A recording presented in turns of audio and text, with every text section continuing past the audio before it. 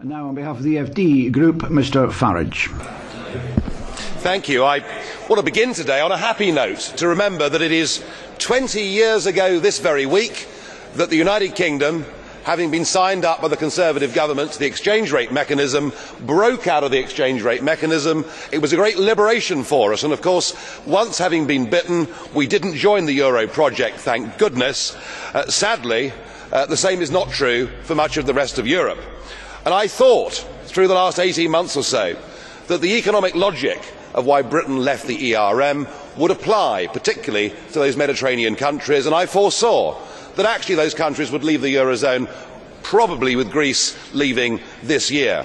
But I now have to accept that I've been wrong about that, because I had totally underestimated the complete fanaticism, Mr. Barroso, of you, your College of Commissioners and the European Central Bank. You've come out fighting on all fronts.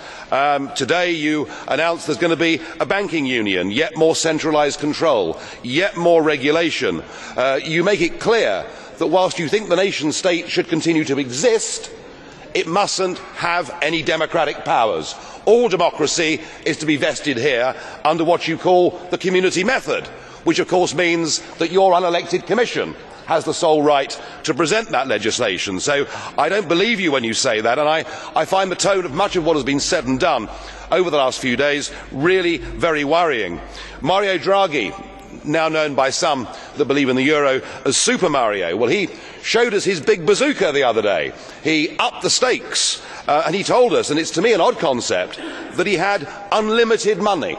Now, I don't think money grows on trees, and I think that money is limited to what the German, Dutch and Finnish taxpayers are prepared to put in. But he's made it clear his intention. He will fight to the last German taxpayer to keep the Mediterranean countries that should never have joined the euro in there.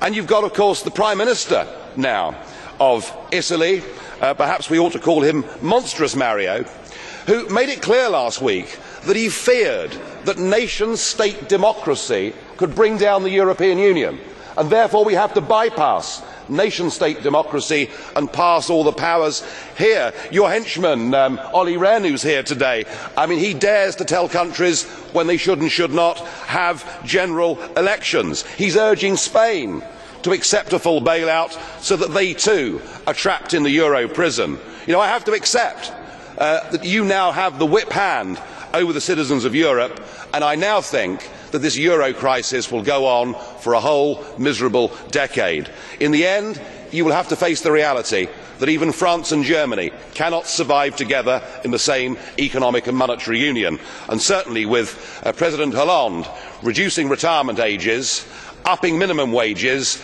and bringing in a hate tax for the successful, which will see all the entrepreneurs leave France, I'm afraid that gap will get bigger. And I wonder where the hope comes for those that believe in nation-state democracy. Well, we've heard that the German court this morning has decided that the ESM is okay. Maybe the Finns will say they've had enough. Maybe the Germans, as a country, will say we no longer are going to go on feeling ashamed and guilty of what our grandparents' generation did, and will start to stand up for our own economic interest. I don't know, but I suspect that the best hope we've got actually comes from the United Kingdom, where now the demand for a referendum is stronger than it's ever been, where a Conservative Prime Minister is in very deep trouble.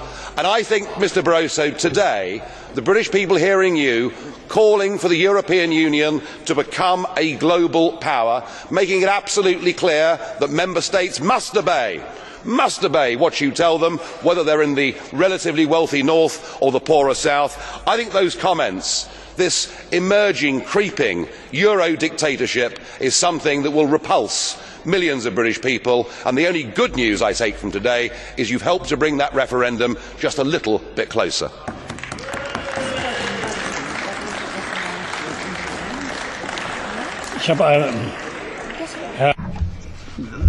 Mr. Farage, I have a question for you. Will you accept it? Mr. Leichtfried. Thank you. President, thank you. Thank you, Mr. Farage. When I was a young member, a long time ago, of course, Some people learnt then to listen, but it's getting a bit boring. For the last decade, you've been telling us how awful, how monstrous everything is here, and there's going to be doom tomorrow. The disasters are going to come to us from all sides. And what's happening? I'm not afraid of tomorrow morning. Some people perhaps believe you. Some of the older people perhaps believe what you're saying, but I don't. I mean, think about something new. Say something new. Say something different. Well, I think the point about listening is a very good one. Very good one. You should have listened when the French people voted no to the European Constitution, but you chose to ignore them.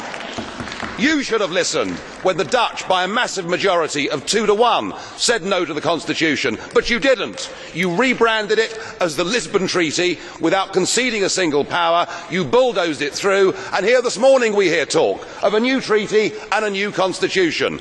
And when Little Ireland not once but twice dares to vote no in a referendum on European integration, you don't listen, you bully them and make them vote again. You're the one, sir, who's not listening.